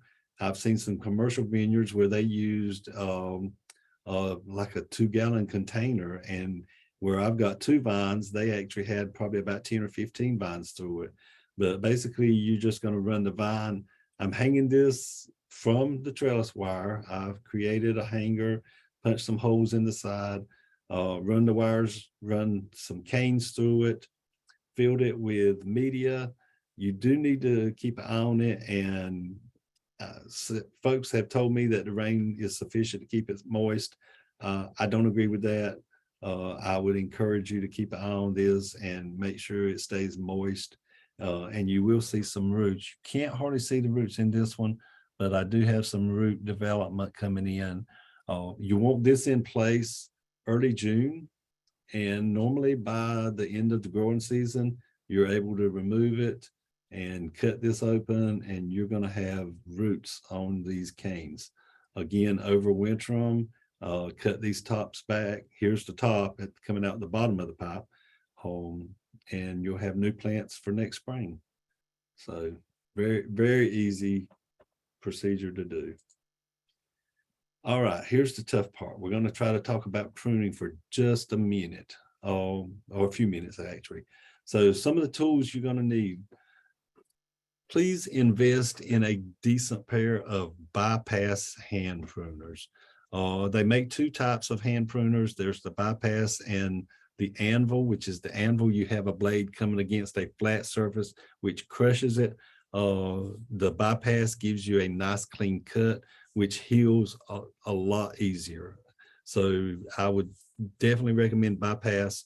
And these, again, invest in a nice pair, because you're going to be doing a lot of hand pruning, and they are so worth it. These look like they could be Felco number 2. I know that's what I've got. There's a couple of brands out there that are pretty good. Felco, Corona, Valspar, I think, is another one that's out. That's good. It's going to give you a good quality product. You can actually replace the blades on the Felco. Loppers you may use occasionally, only for some of your larger cuts, but it's not going to happen very often. I strongly recommend eye protection. When you look at some of the vines that we're going to see in a minute, and you're trying to prune back some of those canes, they can whip around and hit you in the face really quick, and you are unaware. And I have had eye injuries, and that is no joke. Not from pruning, from other things that happen, but anyway. So yes, I definitely strongly encourage eye protection, hand pruners, and gloves. That's kind of a personal choice. If you can have some well-fitting gloves that don't hinder you, I encourage it. But sometimes if I get the wrong type of glove on, and looks like these to me would be too big and cumbersome, and really I wouldn't be able to work very efficiently. I would want something with a better fit. So I also have a hedger down here. You can actually use electric hedger or gas powered, and we'll talk about that in just a few minutes when we look at some of our slide pruning. Now this, why do we prune? You see this hot mess here, right? And we can bring this back into shape. But couple of things we want to do is what we can do through pruning. We can manage our crop level. And we can manage where force our fruiting zone, which is at the bottom here. By cutting these, if we left this alone, our fruiting zone is going to be down here on the ground. And for one thing, it's not going to be very heavy. And the next thing is going to be on the ground, which is going to be left open to disease and contamination of all sorts. And wild animals also would be coming in with access to it really quick. One thing we don't think about is generating next year's wood, which I hope after we get through our discussion tonight that you will be able to see what I'm talking about there. Removing diseased wood, that's always a given. Reducing crowding too as well, that's also very important. But this vine looks pretty wild and tangly and overgrown, but it can definitely be brought back into shape with some proper pruning. Here's kind of what we want to look at. Now I did pull up the chat earlier just for a moment, and somebody was asking about the distance. My vines are 5 foot from the surface, from the wire to the surface of the ground. I have seen them 4 foot. So that is not a written in stone, thing that you have to do, kind of whatever height. But I can tell you that even at 5 foot, now I don't know the 5.5 foot. I've never seen that. I mean, I'm on here, but that's not a recommended practice at 5.5 foot. But at 5 foot, by the end of the year, my canes are hitting the ground down here, and they're in the way when the mower comes through. So that would, and that's where the hedger comes in. You can actually come in if you want to and skirt these canes back. That actually increases some ventilation through your canopy. That helps reduce disease pressure. So, and it keeps these canes from being in the way of somebody mowing the grass if you've got grass coming all the way, up under your vines. And I do, like I said, they're in my backyard. I do mulch around the trunk. Again, that's the biggest reason is to prevent mechanical damage from somebody hitting it with a weed eater or lawnmower. So, but again, the nomenclature, we've got our trunk, we've got our crown area, the cordon is the main arm, and then everything you see in here are fruiting spurs. So that we're on the same table. Again, this looks pretty good. You can see this is after pruning, and the one on the left is before. When you're pruning, what you want to leave is some vigorous wood, and they've always recommended thinking about a number 2 pencil. And you can see this light brown, and this is a healthier, more vigorous wood than what you're seeing here. This is weak and spindly, but I will tell you that I have pruned my mother-in-law's grapes, and this is basically all she had. It was overgrown, and we cut it back, and we still had grapes coming off of this. So the worst thing you can do for your grapevine is to not prune it. Any kind of pruning is better than none at all. So yeah, I definitely recommend you. But again, this is weaker, and this is going to be, again, think number 2 pencil and light brown.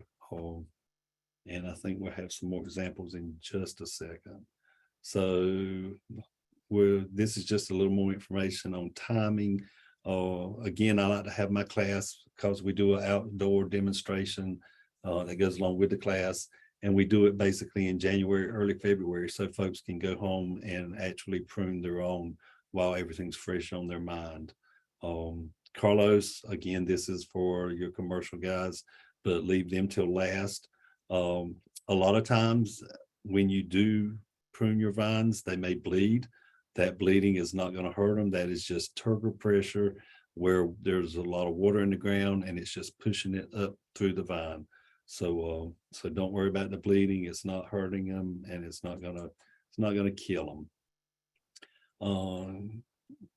When we start pruning, one of the main components we're going to be looking for are buds. These are our lateral buds. So, and actually, when your cane is growing right now, you can go and everywhere you have a leaf attaching, you have a axillary bud that is developing right here.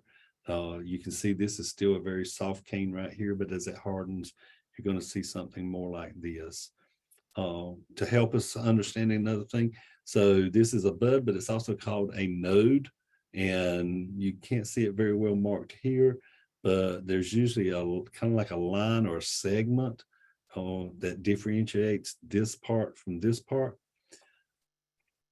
when we prune our vines, we do not want to prune or cut right here at the node or through the node. We want to cut in between the nodes. So, and we also want to cut, like if we were pruning above this bud right here, we want to leave at least the distance of the thickness of the stem. So if this stem were a 1/2 inch thick, then we would want to go at least a 1/2 inch above this bud before we made our cut. You can go a little higher, that's okay, because this wood, once we make our cut, this wood's actually going to desiccate or die down to this internode right here. Well, to this node, I'm sorry. Or, and then next year we can actually cut it off later if we want to, or we don't have to. But so this is our node, this is the internode area. And guys, this is our cordon right here. I know it's small, but we're gonna say this is our cordon. And right where this fruiting spur attaches to the cordon, you see this swollen area, looks like a little platform. This is actually a regenerative tissue where you can actually have a basal bud to break dormancy and come out of this area. That can be important later on when you're trying to regenerate a fruiting spur. But right now there is a basal, it's latent, that means it's asleep, but there's a little bud down here. It can be, there's more than one, but anyway, we don't want to ever cut down into this area either. You don't want to cut that close to the cordon for one thing, because you can create some damage for it. But always cut there in the middle, or right the distance, the thickness, that distance away from the actual bud that you're pruning from. So on our 1-year-old vines, you want to prune it back to one bud, and we're not going to count this. We don't count this basal bud. We count these. We count the axillary buds. So leaving that, we're going to cut it back. So next year, our cordon is going to look like this. This is the older wood. This was our one bud wood. And then this is the newest growth here. And once you get to this point, you're going to leave about 3 buds per fruiting spur. If your grapevine grows and does pretty well in forming, you're going to have a fruiting spur about every 3 to 6 inches, 4 to 6 inches. Guys, I wanted to show you, and I think I put this in too early, but this is actually an example off of one of my grapevines that I had some folks in there. We were doing some kind of intensive or specialized training with a few folks, and these were some master gardeners, and they had pruned this vine, and then I went back and found this, and I've just marked it off to show you guys where I would probably prune this. We're getting a little crowded here. We've got too many buds coming up, so we're going to reduce it. And you can look right here. This is kind of small and weak. There's still a bud right here, but I'm pruning that. I'm going to cut that back, because what you want to do is you want to limit the growth right here. You want to keep your fruiting buds as close to the cordon as possible.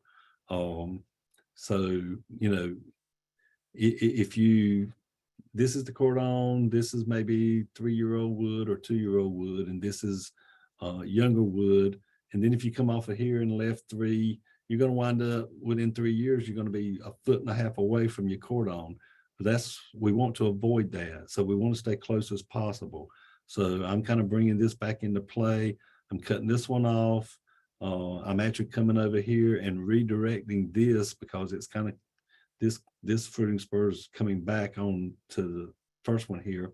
So I'm cutting that off as well and letting the growth go that way, changing the direction of it. And then I'm coming back and cutting this narrow part here. So again, you're going halfway or going in the middle. So I don't want to cut a node. So I'm cutting in between, and my growth is going to come out here. And you can see the bud's fairly easy. There's a bud, there's a bud, there's a bud. And so next year, imagine that we're going to have a cane coming off of here, and then it's going to have 3 or 4 buds on it. So we will actually leave that for next year. So pruning even though you're pruning this year, you want to plan ahead for next year. And again, you want to keep your growth as close to the cordon as possible. And you're going to leave 2 to 3 buds. 3 is kind of normal, the typical thing on most of our fresh fruit varieties. So I don't know if that's going to help, but we've got some resources I'm going to share with you later on that has some more video and a little more, well, it goes into more depth from Mark Hoffman, our small fruit specialist. So, and here's your fruiting spurs, and you see how long they're getting. These are actually called anklers once you let them get this long and this big. That's what you want to avoid. You don't want this growth coming out 1.5 feet away from your cordon. You want to keep it closer in, and we do that by selective pruning. I also know you can look at this cordon here. This is a very old vine, but there is a lot of damage here on this cordon. It can be replaced. It can be rejuvenated. There's several things you can do, but you can actually you can cut the cordon off and let it again get new growth, and you'll see some new latent buds, or those that are asleep, they'll come out and you can form a new cordon. What happens, you will lose fruit. Of course, there's not going to be any fruit on this new cordon. You probably aren't having much fruit on this one, though, to tell you the truth. So that's something that you can rejuvenate your vines. Again, here's another picture of a before and after. These are, to me, they look like they're a little long. They probably got more than three buds on each spur, and they look a little close. But three's kind of what you're looking for. Here's one. This was another example that I just wanted to show you. We've got we've got a fruiting spur, but we've got 2 canes coming out of it. You can see the buds really easy. I put this arrow on here so that you could. But I'm going to prune this one, because if this is our cordon, and I think it is, and it's going pretty much horizontal, by this one going forward or high straight up, anyway, I'm changing direction, and then we'll get growth coming off of the side. Looks like there's a node right here. I'm thinking there's a bud here. There's a node right here, so there should be a bud there, and I can see that bud. So we'll be actually 2 years from now, or the next year, we'll be pruning here, and this bud will have a spur with about 3 on it, and I will have taken this one out. It will be out of the way. So I hope that makes some sense to you guys. I don't know. I'm not hearing too much. Here's another example of, we've got our buds. You can see the buds, they're very prominent. And you can also look at the color of the wood. I hadn't mentioned that, but you see how dark the cordon is. This here is probably 2-year-old wood here, and it's pretty dark. The lighter brown stuff is the younger. And this is probably, looks like it ought to be the size of a number 2 pencil, I'm assuming. And it had good growth on it. You see how long those internodes are, how much distance there is between the buds. But you can see this little small one here. I would take that one. I would take that one out. I would actually probably bring this one back as well, and then I would leave 3 here. It looks like we've got one here, here, here. That's, oops, didn't mean that. So that might be our 3rd bud here. And then next year, we would have a spur coming off of this bud. And you see how close that's going to be to the vine versus a spur here or here. And again, like I said, that's what I want to encourage you to do. And again, I'm going to share a resource with you with Mark Hoffman. He goes into greater detail on the pruning, but hopefully that'll help you. And we'll share that with you in the chat box in just a few moments, because I am almost through. Rejuvenating the vines is very possible. Actually, this is probably not the best scenario, because for one thing, you're going to lose all your fruit. If you just rejuvenated part of the vine or every other fruiting spur, you could at least save half of your fruit. and Mark goes into great detail on how to rejuvenate this. You really don't want to make big cuts like this. You would like to go in where that 1-year-old wood is and cut it back and force some of these buds here to wake up and grow. And then next year you would even cut back even farther to where these new growths coming. That would be part of the rejuvenation. So very possible. And I'd be glad to talk to someone, one-on-one on it. But that kind of wraps it up with what I've had. And there's my contact information. Like I said, you guys will be getting some resources. I'm going to be putting them in the chat box. Debbie, I'm going to stop sharing now. Okay. Great. I have not looked at the time. That was an absolute mountain of information. So. I know it was too much, wasn't it? I'm sorry. No, I just hard to absorb it all. I'm going to go back and look through the chat and pick out some of the important major questions. Okay. In the meantime, if you folks feel free to enter more questions into the chat, or truly we can make this kind of a free-for-all. Unmute yourself and ask your question.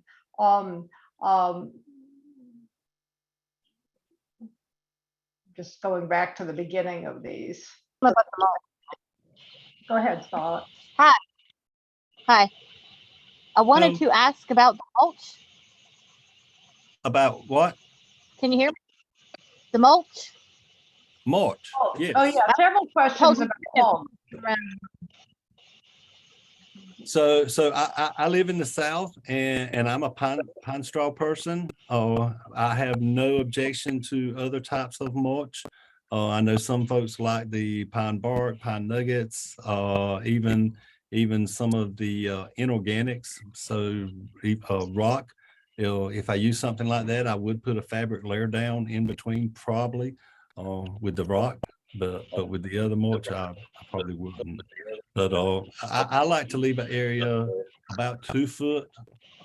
Well, it's kind of like a 4-foot circle, I guess, with the trunk in the middle. That way I've got 2 foot clearance around all sides of the trunk. Because like I said, that just gives, I want protection from mechanical damage. That's my biggest reason for it. Well, right. I wasn't aware that you could use mulch around a grapevine. Really? Yeah, I didn't know that. I've used it for years. Well, I really appreciate it, because that's something that I'm going to think I'm going to do. So it'll save a lot of time, I think, and maintenance. Yeah. So we've had a question, Mac, about whether the roots grow deep or shallow. And certainly that relates to mulching and irrigation. Actually, yes, grapevines are like most plants, and most of your roots are pretty shallow. They do not grow that deep. You will have some that grow deeper, but probably the top 1.5 to 2 foot is going to have probably 60 to 70% of the root system. So, yeah. Also a question about the trellis posts. You're showing 5 feet above ground. Do you have a recommendation for how much to put below ground as well to make sure that they're stable? Well, I know mine were 8 foot, so I actually wound up burying about 3 foot. Now, again, my wire was 5 foot above the ground, and my end posts are actually probably 6 inches taller than the wire. So I didn't put exactly 3 foot in the ground. I probably put a little over 2.5 foot. But that has worked well, and so far they, like I said, they've been in about 8 years probably, and they're not leaning or anything. So I'm pleased with it. Mm-hmm. Mm-hmm. And then also in terms of ripening, and I'm skipping around here, okay. Do all the varieties tend to ripen at the same time? Or are there clearly early, mid-season, and late varieties? And if somebody's planting, a handful of vines, should they try to get that kind of spread? Yes, that is one of the great things I love about it, and that also applies for a lot of fruits that we grow. But yes, they do not all ripen at the same time. We have different seasons. I hope you noticed when we were talking about some of the varieties, we have some early season, mid-season, and late season. Basically, maybe they all do ripen, and we're the ones that have taken it and kind of categorized it into, you know, early, middle, late. But again, with proper selection, we can have a longer harvest season. And that's kind of what I like. So yeah, pay attention to that. And one of the resources that I'm going to actually, I have not put in the chat box yet, but I hope to get it in there. I can put it in for you. Have you got it? Yeah. Okay. But there is an excellent resource from Georgia on variety and cultivars. There's also another resource that I have shared with Debbie, and that is the NCSU portal for grapes. Yeah. And you have to look on that and you can get more. Like I said, Mark Hoffman has got 3 pretty good training videos on pruning that goes into more detail. Well, he takes a lot more time than what I just did. So, and yeah. we will share some of these resources again with you folks in the email we send out after the webinar. It'll take a couple of days perhaps to get the recording downloaded and then uploaded again so that we can share the link. It'll be on YouTube when we finally get it together. I had a comment to make about varieties as somebody with 5 vines, which is that if you're not making a whole lot of jam and you're not making wine, do stay away from the wine type grapes, the Carolus, the Noble, because they're small, they don't taste really good. I mean, they're just kind of nasty as eating grapes. And they're great wine, but why plant something like that to eat fresh when there's so many other varieties that are just really good for fresh eating? And I had a Noble grape and I eventually just ripped it out, to put something else in. Yeah. I mean, lots of grapes, but they were small, and they weren't anything I would want to just eat. I would want to eat fresh. So, other questions? Feel free to speak up. I'm going to leaf through the chat. There's a question here about recommendations for bird and squirrel protection. Do people tend to have problems with critters? I know I have trouble with possums, which climb along the vines and eat their heart out, and then also deer will eat grapes. So yes, they will, and you can put barriers up. I actually had an interesting fella in my county here that he had grapes in his backyard, which was next to some woods, and he had raccoons coming in, and they were just devouring his grapes. Well, he actually put a radio out there, and believe it or not, the radio kept them away. So that was pretty interesting. One person commented that the quote, better she pruned, the fewer grapes she seemed to have. So what's the sweet spot there for pruning?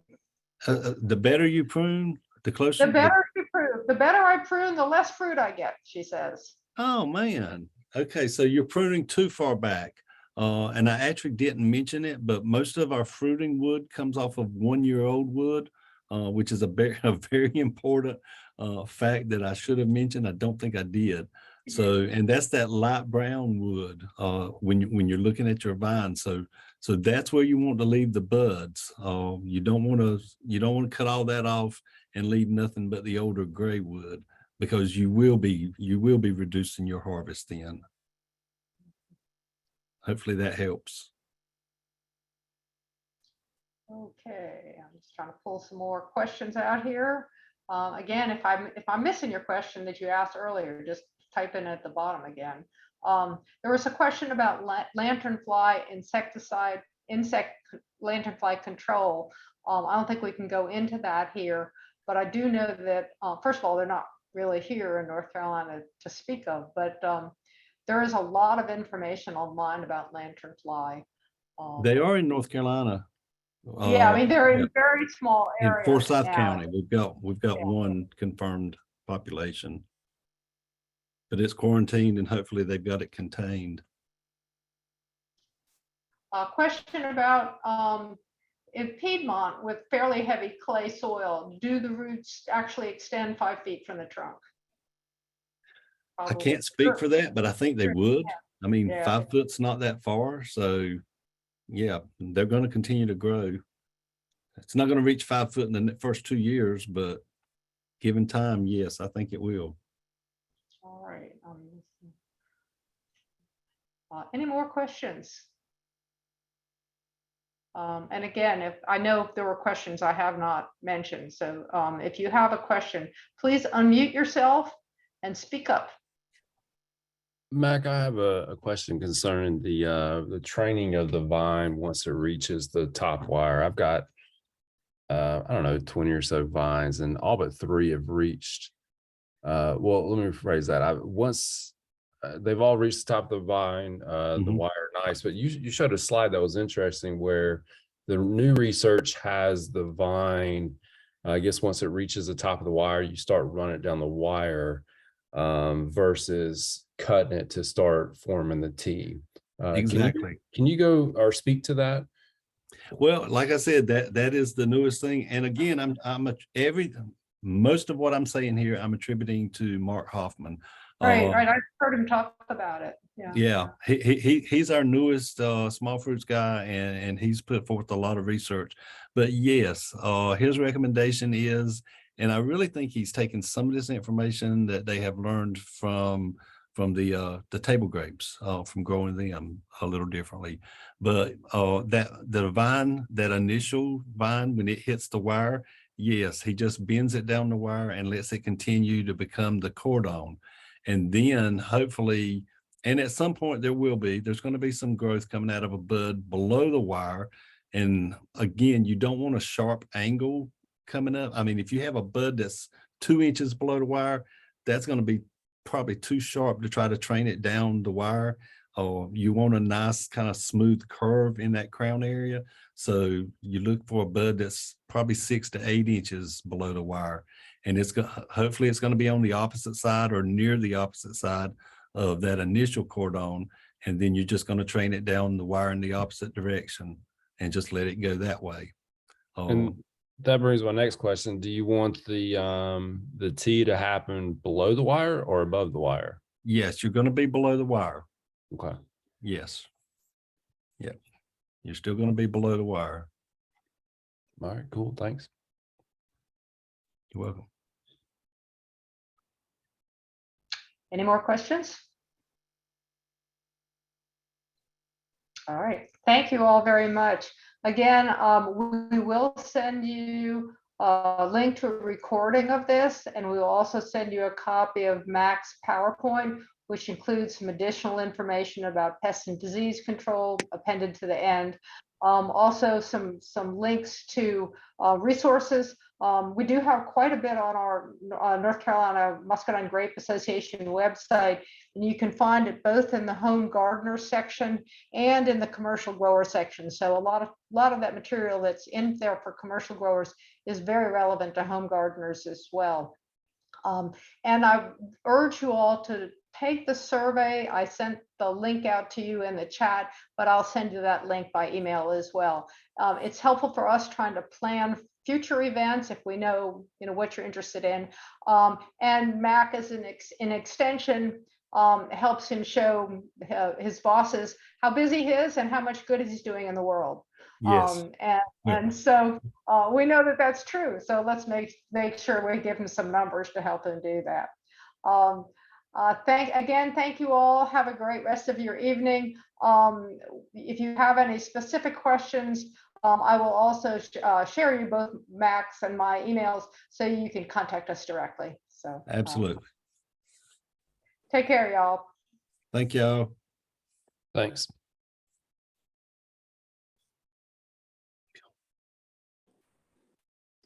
Debbie, are you still there? Yeah. Hey, Yeah. sorry, I have a late question, but should I be concerned about Japanese stilt grass and Virginia buttonweed kind of taking over in my vineyard as far as a ground cover weeds? stilt grass takes over everywhere, but it's not a really strong weed competitively. I mean, you can control it with mulch and mowing. You're just going to have to. It's not like crabgrass where it will get in under the mulch and be everywhere. I don't think of stilt grass as being that dominating. Mac, do you have stilt grass? We have it everywhere here in the Piedmont. No, we don't have it. If we have it, I don't know about it. So I don't Well, know. that's a mercy because it's a pain in the butt. It's taken over roadsides and into the woods.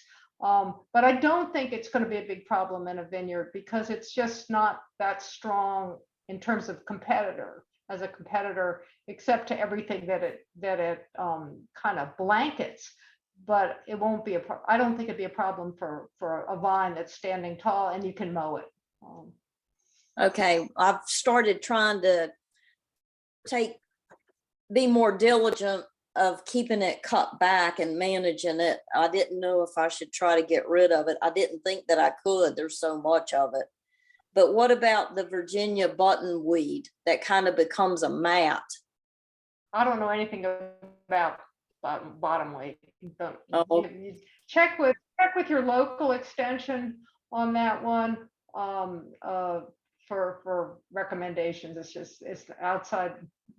I don't know anything about it. I'm not sure Mac does either. Okay. Is this a commercial vineyard? No, it's a backyard vineyard that was started and I inherited it. It was large enough that this past year I just decided that I couldn't take care of it.